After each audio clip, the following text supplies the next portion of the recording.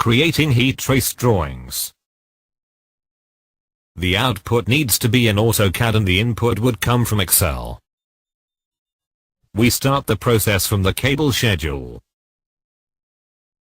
The cable schedule document contains most of the information we needed to create AutoCAD drawings, such as cable number, source, destination, and cable type. There are 3,367 records in this document, which prompted the creation of the next step. In the first step, we will select a subset of the cable schedule based on CWP. This subset will be the controlled input to the macro, which will be used to create step 2 and 3.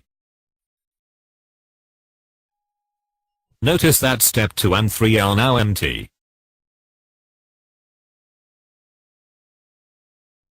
In step 2, we validate the information that we will base the drawings on. Step 3, which is the last step in Excel, is transforming the information to the desired drawing layout. We want to see the source, then cable, then box, then cable, and so on until we reach the destination.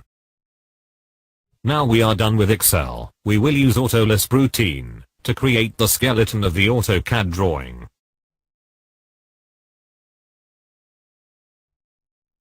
We do so by dragging and dropping skeleton file into a blank AutoCAD file. If successful, the routine will use step 3 tab from Excel to populate the AutoCAD drawing with previously defined blocks and lines.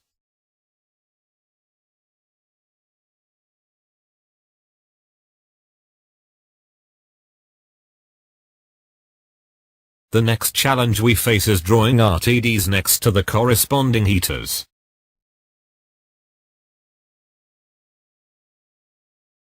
To match RTDs with heaters, we drag and drop matchmaker file into the AutoCAD file.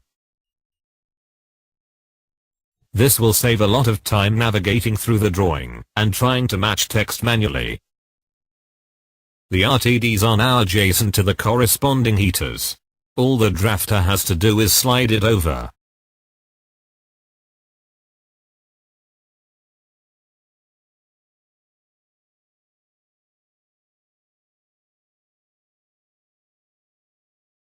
In the load chart stage, we use the information provided by one of the vendors to update the drawing.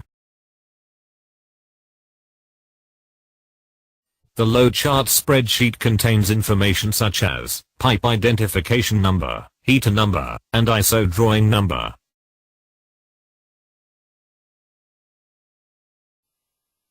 To update the drawing, we drag and drop load chart file into the AutoCAD file.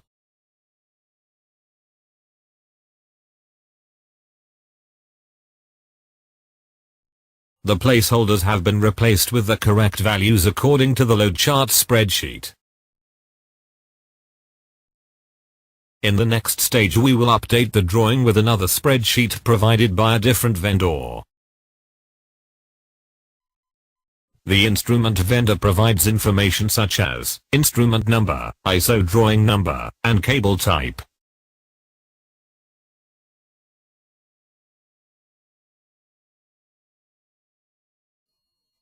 The placeholders have been replaced with the correct values according to the master instrument list. In the last stage, we will use cable schedule to update the drawings. Even though we use the cable schedule document to create the drawing, the information in that document may change. That concludes the automation of creating heat trace drawings. The big drawing needs to be broken down into smaller drawings. However, we can still apply the last 3 automation steps as long as the blocks stay intact.